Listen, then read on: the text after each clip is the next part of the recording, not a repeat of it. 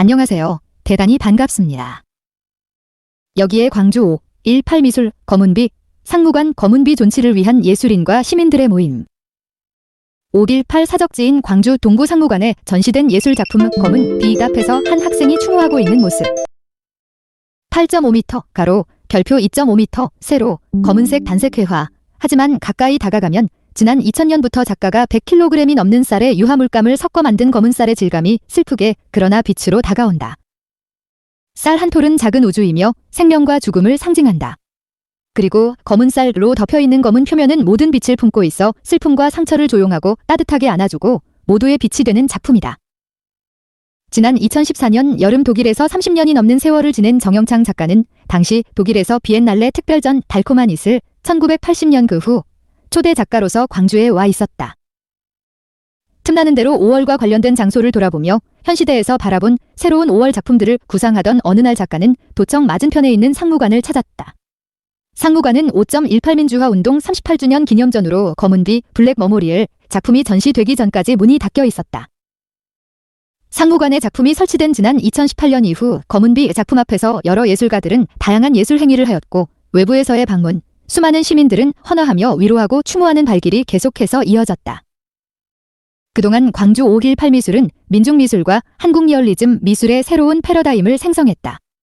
생생한 언어로 그 이전에 만나지 못했던 충격적인 장면을 주저함 없이 작품으로 재현해냈다.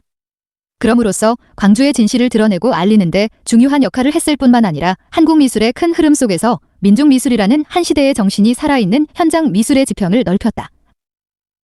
정영창 작가의 검은색 모노크롬, 마너크롬, 작업 검은비는 광주 5.18을 주제로 회화적으로 재구성했음에도 구체적 장소와 인물이 없다. 그래서일 것이다. 작품의 대상이나 이미지 펌주에 종속되기보다 성찰을 제공한다. 보는 이의 눈이나 감정보다는 정신을 힘껏 끌어들인다. 광주 5.18 예술에 대한 새로운 태도와 감수성을 제공한다. 이처럼 작품 검은비는 지금 여기에 동시대적 광주 5.18 예술에 대한 다양한 스펙트럼을 내포하면서 아울러 궁극적으로는 광주 5.18 미술의 맥락화 문제와도 맞닿아 있다. 그런데 지난해부터 지금까지 상무관 보건공사와 맞물려 정영창 작가가 광주시에 헌정한 검은비의 존치, 철거 여부가 논란 중이다. 검은비 작품 철거 논란 이후 몇 차례의 예술가와 시민 모임이 열렸다. 작품을 존치하되 작품을 벽면으로 이동하여 공사에 지장이 없도록 하자는 중립안을 광주시에 보냈으며 상무관 앞에서 존치를 위한 성명서 발표 퍼포먼스가 있었다. 광주시는 광주시민과 5월 영령에게 헌정한 검은비 외를 이제 와서 철거해야 한다는 입장을 어떻게 설명할 것인가. 향후에 행해질 상무관 복원 사업에 대한 내용적 구성이 어떻게 되는지 알 길이 없다. 공론화 과정이 필요하다. 역사 보존과 복원은 의도된, 단절된 과거만을 전승하는 것이 아닌 역사학자 에드워드 베더드 헬러트 카어가 말했듯이 인류의 미래에 대한 현재 세대와 과거의 대화가 되어야 할 것이다. 검은비 앞에서 누구나 언제나 추모할 수 있는 공간으로 기능하도록 최선의 방법을 찾아내야 한다. 상무관, 통곡하는 쌀, 주홍, 광주매일신문. 광주 민주광장 근처에는 상무관이 있다. 1980년 5월 광주 민주화운동 10일간의 항쟁 당시 광주 시민들의 시신을 보관했던 곳이다. 태극기에 덮은 관이 가득 놓여 있었고 통곡 소리와 향냄새가 진동했던 상무관에는 장례를 치를 수 없는 시신들이 가족을 기다리고 있었다. 필자는 중학교 1학년 5.18 당시 집에 오지 않는 언니를 찾아 그 상무관을 갔었다. 언니가 저 관 속에 있을 수도 있다는 생각에 심장이 빠르게 뛰고 다리가 후들거렸다.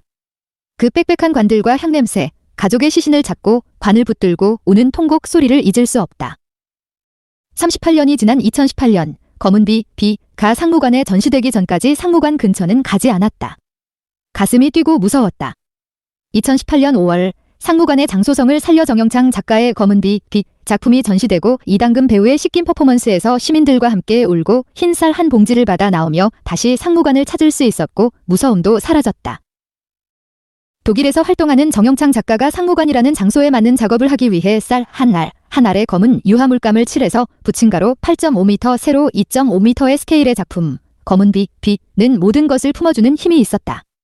멀리서 보면 깊은 블랙에 압도되는 추상작품이지만 가까이서 보면 쌀알 하나하나가 검은 광택을 내며 빛에 따라 반사되어 헤아릴 수 없는 삶과 죽음의 이야기를 이끌어낸다. 독일에서 인권화가로 활동하는 정영창 작가는 낯선 유럽에서 아시아인, 한국인으로 외롭게 작업하며 살았다. 쌀이 주식인 민족, 쌀은 생명을 상징하는 정영창의 메타포가 되었다. 검은 비는 한 알의 쌀이 한 사람이 되고 쌀 한 톨이 별이 되어 존재를 드러내며 빛나고 있었다. 마치 민주광장에 모인 광주 시민들처럼, 마치 광화문을 가득 채운 촛불 시민들처럼. 시민들은 감탄했고 저절로 눈물을 흘렸다. 그 작품 앞에서 내면의 씻김을 경험했다. 코로나로 작고하신 미술평론가 성환경 선생님도 검은 빛 앞에서 모든 것을 멈추게 하는 작품이라고 감탄하셨고, 광주의 대표적인 시인 김준태 시인은 광주의 영혼이 깃든 상징적인 몸이라고 하시며 상무관의 검은 비 존치에 앞장서서 철거를 막고 있다. 이 검은 비 작품을 상시해 볼 수 있게 상무관의 문을 열어준다면 필자는 이태원 참사와 같은 일이 벌어질 때, 혹은 개인적으로 너무 슬픈 일이 있어서 울고 싶을 때 검은 비를 찾아가 울었을 것이다. 광주에는 통곡의 장소가 필요하다. 정말 울고 싶을 때 울 수 있는 곳, 상무관은 통곡할 수 있는 곳, 씻김의 장소다. 그 통곡으로 다시 살아낼 힘을 얻고 5월 영령들의 정신을 기릴 수 있는 장소로 상무관만큼 맞는 장소는 없다. 정영창 작가는 아무 대가 없이 광주 시민에게 검은 비를 헌사했다. 그런데 광주시가 받지 않은 것이다. 이미 시민의 것이라고 작가는 말한다.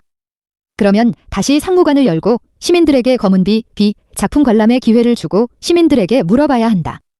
시민들이 그동안 헌화하고 묵념한 이 검은 비 작품을 처음 계약대로 철거할까요?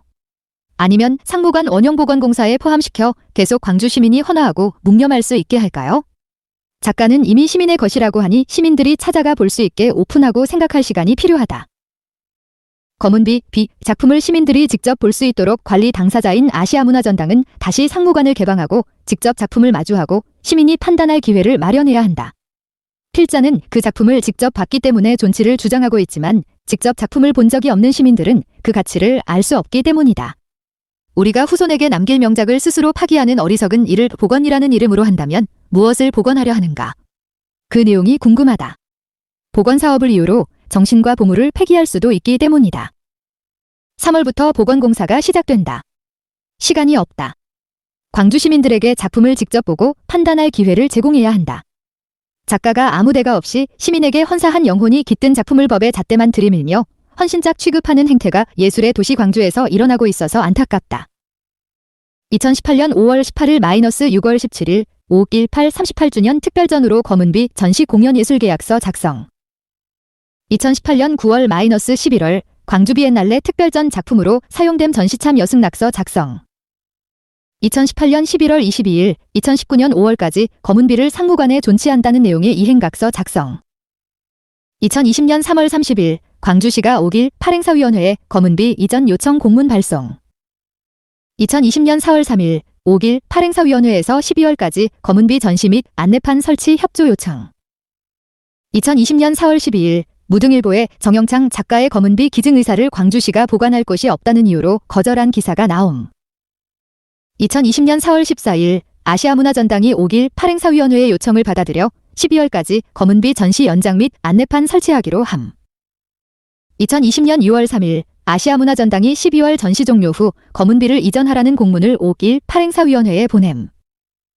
2020년 7월 광주시로부터 검은비 1차 철거 메일을 작가가 받음.